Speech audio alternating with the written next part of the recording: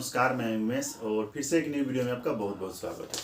दोस्त, आप सभी को पता है कि बिहार में रजिस्ट्री का नया नियम लागू कर दिया गया है।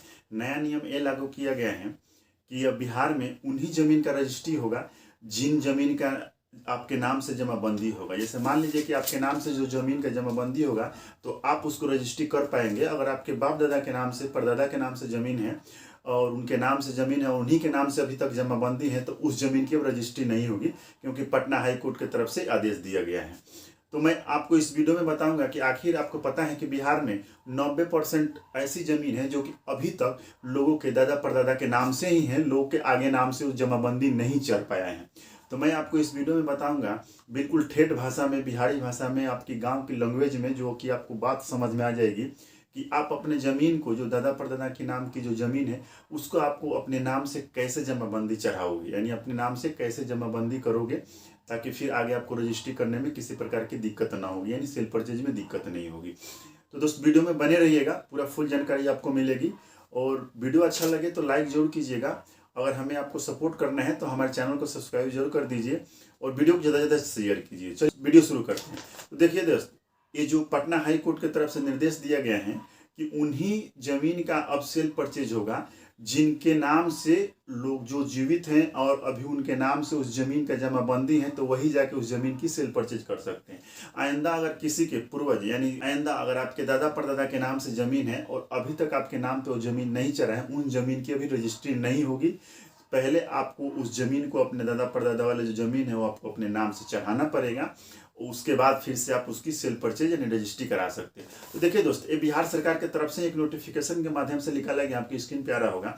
राष्ट्रीय भूमि सुधार विभाग बिहार पटना से कहा जा रहा है, आम सूचना बताया जा रहा है। इसमें कहा जा रहा है कि भूमि के क्रय विक्रय में आपसी झगड़े एवं धोखाधड़ी को समाप्त करने के लिए नवीन प्रावधान के तहत अब केवल वे विक्रय कर सकते हैं जिनके स्वयं के नाम से जमाबंदी है।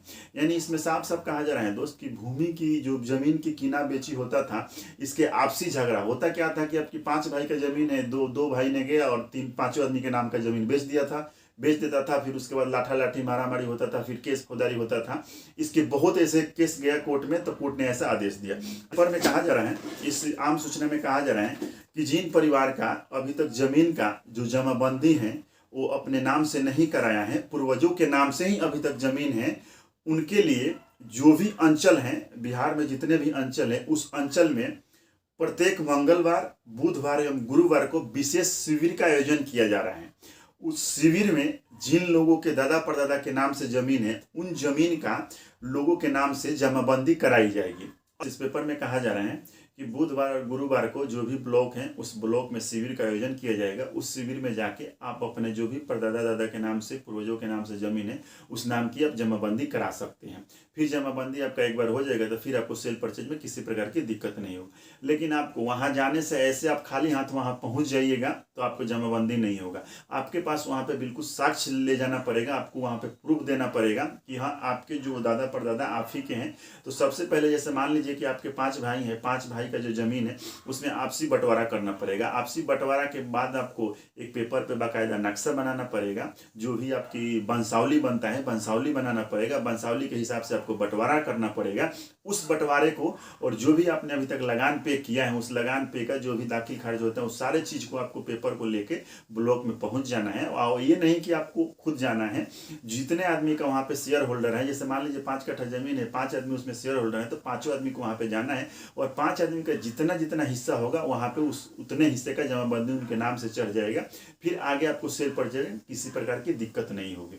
और इसमें एक बात और कहा जा रहा है दोस्त पेपर में कि आपके जो भी खाता खसरा नंबर पता ही नहीं है, उसकी आपको पहले जांच करनी पड़ेगी। जांच करके उसकी परिमार्जन करना पड़ेगा। परिमार्जन के बाद फिर आपके उसके नाम से जमाबंदी किया जाएगा।